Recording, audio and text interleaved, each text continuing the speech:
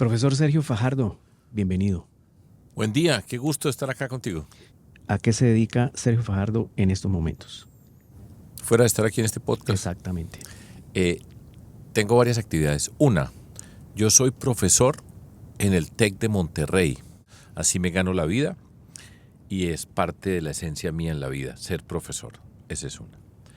Y la otra es, pues, política, la vida pública, estar participando en estos momentos en la vida de nuestro país, de ir avanzando hacia una candidatura presidencial para el año 2026. Sergio, las cuentas hasta ahora suman cerca de 40 aspirantes a reemplazar al actual presidente de Colombia.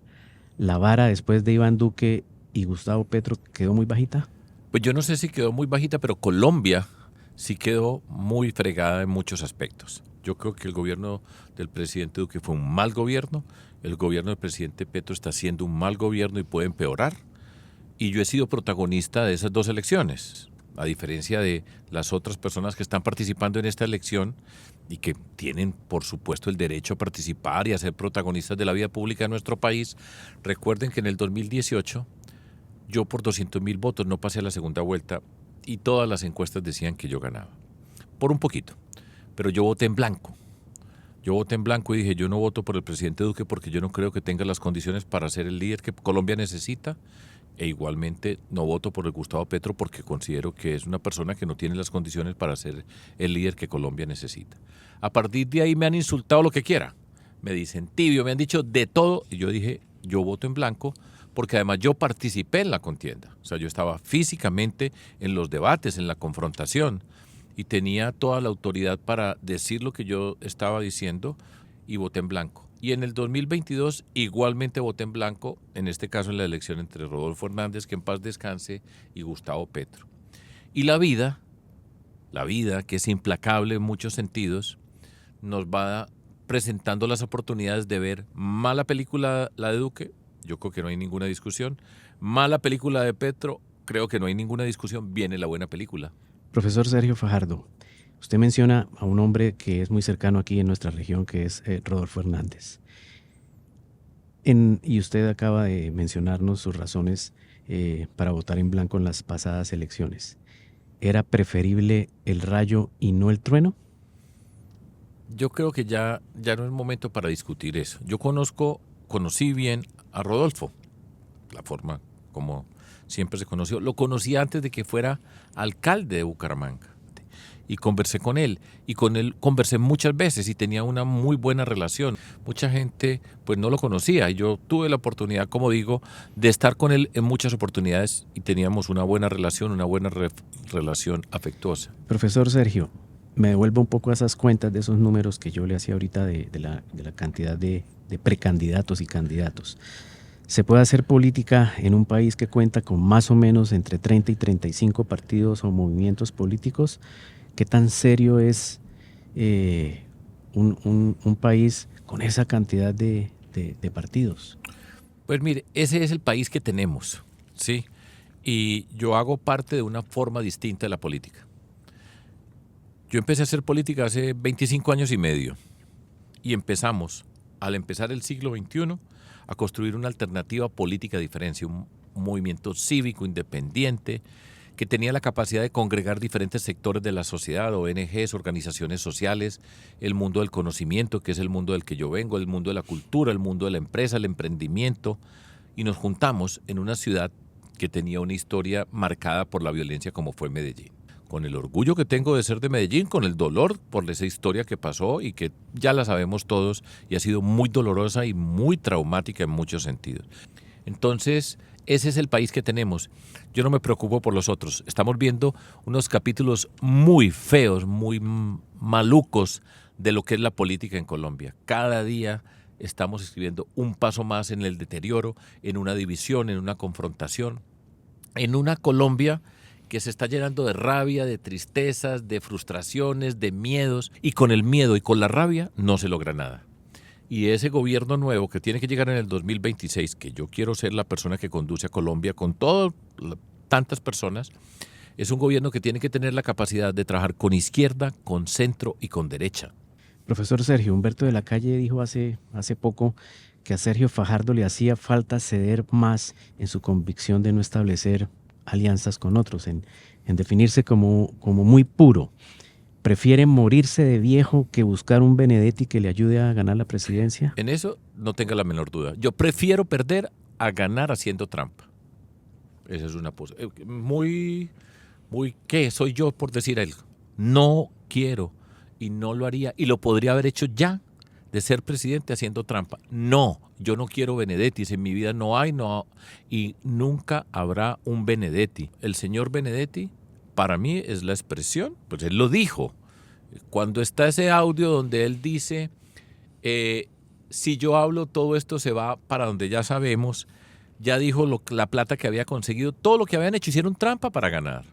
A mí me da mucha pena, es que es mi país, yo quiero mi país, yo voy a cumplir en un par de meses 69 años, el año entrante voy a tener 70 años. ¿Y yo por qué estoy acá? Porque creo, por convicción, porque por esa razón entré a la política y por eso muchas personas nos hemos identificado. Pero ese señor representa lo peor de Colombia. Y hoy, el señor Petro y el señor Benedetti son las dos personas más importantes de Colombia. Podemos discrepar en muchas de las cosas que se pueden plantear, podemos incluso coincidir, pero la forma como ha hecho el presidente Petro, que es un maestro para destruir, incapaz para construir. Y para gobernar una sociedad hay que saber construir, hay que saber transformar, hay que saber entender las diferencias.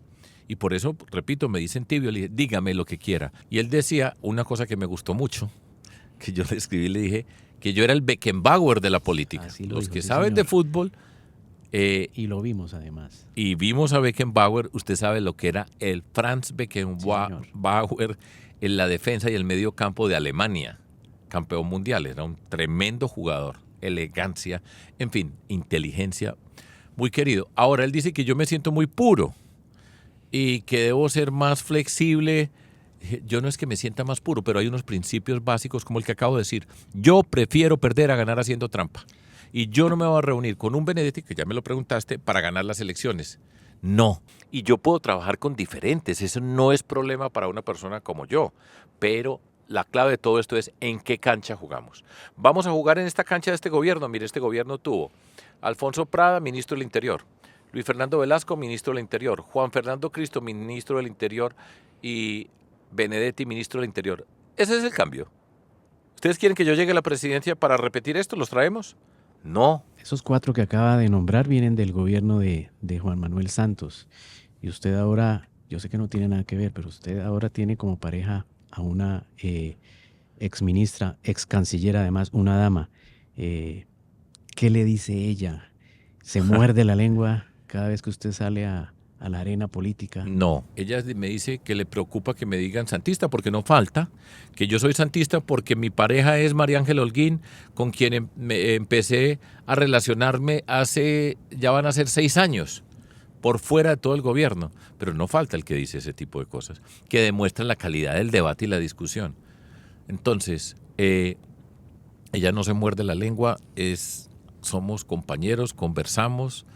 Para mí es una persona muy importante en mi vida y me da mucha alegría y estoy contento con ella. Ahora, yo voté por la paz, eso sí no me da pena decirlo, y voté por la paz y siempre he creído que la tenemos que construir. Ahora, que este presidente en esta paz total ha sido un caos total y un daño muy grande, porque hay una cosa muy elemental en la vida, uno tiene que aprender. Y en Colombia ya hemos aprendido mucho, llevamos 40 años negociando y la inseguridad que tenemos hoy en Colombia es dramática por todo el país. Y esa paz total cometió un error muy grande. Primero, por la forma como es el presidente, porque el presidente no tiene método, no tiene rigor, no tiene seriedad para hacer las cosas, no forma equipos, no trabaja con su gente. Todo eso lo dicen todas las personas. Y entonces empezó con el cuento de ceses al fuego parcial, entonces se retiraba el ejército y los otros no se retiraron, sino que ocuparon el espacio. Les entregamos el espacio a un mundo criminal. Deterioró la fuerza pública, en la moral, en el equipamiento, en las condiciones para enfrentar el mundo del delito en nuestro país. Y la lección que tenemos que aprender es que para poder hacer la paz se necesita una fuerza pública más fuerte y más sólida para ocupar el territorio. Mire lo que está pasando hoy en el Catatumbo. Lo tendrían que haber anticipado. Esto no fue que de repente aparecieron el ELN y el Frente 33 de las antiguas FARC. Eso estaba ahí, se sabía. Pero por esa forma de gobernar, maltratado y miren las condiciones que estamos. Si yo soy presidente de Colombia, yo me siento con todos los gobernadores para hacer el plan Colombia, el departamento y con todos los municipios. Yo lo hice como gobernador. Hayan votado por mí o no hayan votado por mí. Eso es lo que se llama construir. No llegar un gobernante desde arriba de la presidencia a insultar, a maltratar a otros porque no le gustan políticamente y eso no sirve para Colombia. Eso no puede pasar y no pasará conmigo como presidente de Colombia. Pero quisiera preguntarle también, ¿no es un país también sometido a los intereses de los empresarios o esa es una narrativa que también se ha montado ahí para generar más caos y confusión? Mire, nosotros necesitamos empresarios en Colombia, necesitamos la iniciativa privada que genere riqueza. Pero también tenemos que saber cómo distribuir y cómo cada uno de nosotros desde nuestra condición aporta a atender una cantidad de necesidades sociales que tiene nuestro país. Nuestro país es profundamente desigual y en una sociedad desigual no vamos a tener lo que nosotros nos merecemos como país. Y cada empresario, cada uno de nosotros tiene que ser responsable y aportar a esa construcción. Entonces, esto no es para ir en contra de los empresarios. Yo creo que es en ese concepto de adelantar los impuestos, ya cometieron el error y sería volver a cometer un error. Y va a quedar el próximo gobierno sin dinero. Pero eso no es para los empresarios. Los empresarios muchos tienen una buena riqueza y pues no les va a pasar entre comillas nada. Pero es que el costo es para todo el país, eso es un gran error, lo dicen los empresarios y tienen razón. No, eso de adelantar los impuestos atenta contra el crecimiento del año entrante. Este crecimiento que nosotros tenemos es muy pequeño para las necesidades que tenemos. Por eso errores como el que ha cometido el presidente de no más exploración del petróleo y el gas es un gran error, es una riqueza que tenemos, que la tenemos que convertir en riqueza social para avanzar en la transición energética. Todos esos son elementos de la vida. Hoy tenemos un déficit muy grande. Lo que estamos pagando por la deuda de Colombia cada día es más costoso. Y si se pierde la confianza en el gobierno nacional, entonces nos va a tocar pagar más. Eso el ciudadano común y corriente, ¿cómo va a entender uno como ciudadano común y corriente la deuda, que los intereses son más altos porque el presidente se comporta de una manera u otra? Esto de que el presidente es un drogadicto está en todos los periódicos del mundo. Y allá dicen, el ex canciller que trabajaba con él dice que el presidente es un drogadicto. Eso es tremendo. Allá no se ponen a preguntar si Leiva quién es o no. Ese es el titular. Nosotros no necesitamos eso en Colombia. Nosotros necesitamos la inteligencia para construir, la capacidad para escuchar, para recoger diferentes sectores. Eso es lo que yo represento, eso es lo que como líder público que soy he hecho toda la vida y seguiría haciendo, y yo creo que eso es lo que necesita Colombia con urgencia. Una última pregunta que tiene que ver con educación. A ver, pues. Estamos en una universidad, usted es profesor universitario. El acceso a la educación superior es cada día más estrecho en este país. ¿Cómo encontrar ese camino para no terminar, primero, politizando un asunto que es crucial para nosotros y el segundo, que es el de la formación de talento? Aquí el tamaño de ese problema es grande. Lo que pasa es que con la educación no se siente. Y eso ha pasado con este gobierno. El que dijo 500.000 cupos, el que prometió todos los que tengan doctorado, vénganse para Colombia, que aquí hay trabajo para todas las personas. Alcaldes, gobernadores, simplemente pongan el lote que les vamos a hacer universidades. Todo paja. Esa incapacidad de hablar para no hacer. Ahora, a la educación hay que ponerle una mirada muy juiciosa, y digo 2, 3 cosas rápidas para hablar sobre educación. 1, no tiene que destruir la universidad privada para fortalecer la pública. Yo creo que debe haber una universidad pública gratuita y de calidad. Yo creo en eso. Yo creo profundamente, pero eso no significa que acabe con las universidades privadas. Cuando hace el daño que le está haciendo al ICETEX, ¿a quién se lo está dando? A los estratos 1, 2 y 3. Familias que hacen un esfuerzo para poder lograr que sus hijos, hijas atiendan a una buena institución de educación superior. Entonces está destruyendo y le está destruyendo las posibilidades a muchos y muchas jóvenes de este país. Ha sido un fracaso para los jóvenes.